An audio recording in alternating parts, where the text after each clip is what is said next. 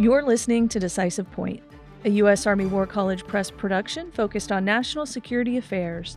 The views and opinions expressed in this podcast are those of the authors and are not necessarily those of the Department of the Army, the U.S. Army War College, or any other agency of the U.S. government. I'm talking with Dr. Allison Abbe today, author of Understanding the Adversary, Strategic Empathy and Perspective Taking in National Security, which was published in the summer 2023 issue of Parameters. Abbe's a professor of organizational studies at the U.S. Army War College. Her research focuses on the development of leadership and intercultural skills in national security personnel. Welcome to Decisive Point, Dr. Abbe. Thanks for having me. Your article synthesizes research on perspective taking in analysis and decision making and recommends 4 ways strategists and practitioners can enhance their ability to gain insight into adversaries.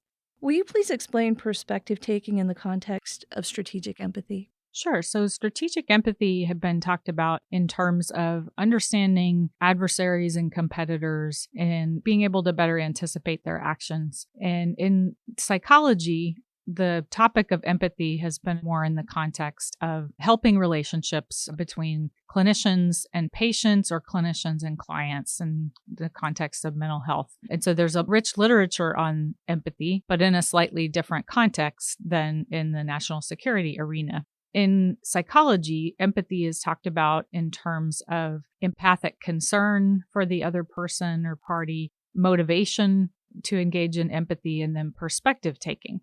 So those 3 components are not as equally applicable in the national security arena as they might be in a one-on-one relationship, an interpersonal relationship, like in a romantic relationship or a patient-practitioner medical kind of context. So focusing on perspective taking allows us to pull just the really relevant skills about empathy that can be applied in the national security context, and focus more on how it is people can go about understanding the cognitive perspective of someone else without taking on the emotions of another party or really wanting to help the other party. You can maintain your own interests while understanding the perspective of the adversary or even a partner.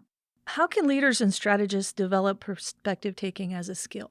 So perspective taking as a basic ability develops in childhood. We know from the developmental psychology literature that we're capable of it as small children, but it's a very cognitively demanding skill, and so people don't automatically engage in it.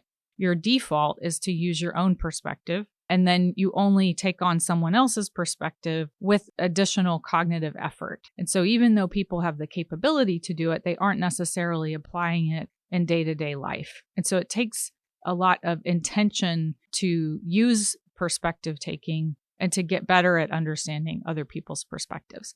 You can really only take on someone else's perspective if you understand their context and you understand the person. And so it's important to have the background knowledge that would enable you to really understand their perspective. You have to have that information available to be able to do that effectively. So study of another party's decision-making patterns, the influences, cultural, regional influences on their decision-making would be important, as well as having the time and energy to engage in that perspective-taking skill. What unique challenges and opportunities are there in the national security context of perspective taking? One of the unique challenges is the distance often from the other party. And so you're trying to take on perspective of somebody that you don't have an opportunity to interact directly with. And so you could watch their speeches, you can read what they've published, what they've written, or at least what their speechwriters have written for them. But in the national security context, you don't necessarily have the opportunity to ask them questions so you can better understand their perspective the way that you would if you were a doctor interviewing a patient or in an interpersonal relationship to try to better understand the other's perspective. And so that distance and the lack of opportunity to interact directly is certainly one limitation or challenge. So then you have to use other sources of information to try to gain that perspective.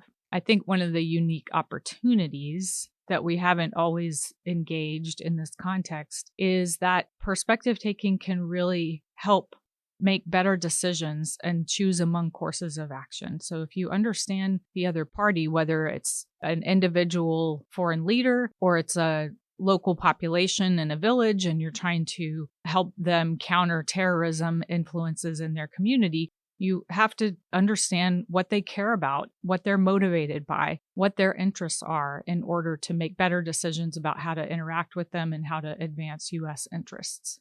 Are there any research gaps or challenges that we need to consider regarding this topic? One of the research gaps is we've had difficulty in psychology, at least, in developing measures of perspective-taking ability. So that's one limitation. The typical way to go about measuring it is to use a self-report questionnaire, which is really good for assessing people's motivation to engage in perspective-taking, but it's not as good at measuring their accuracy and doing it as a skill. As a really important cognitive skill, we should have better tools to go about measuring how well people are engaging in perspective taking, how accurate they are in engaging perspective taking. And so that's one research gap that could be addressed in the behavioral sciences. Another one is just on the development and application of perspective taking.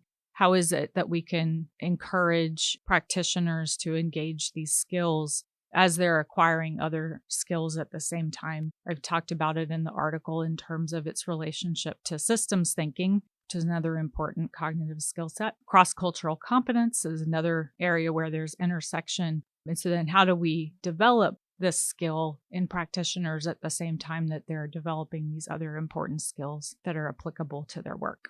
I think we have a few extra minutes. If you have any concluding thoughts that you'd like to share before we wrap it up.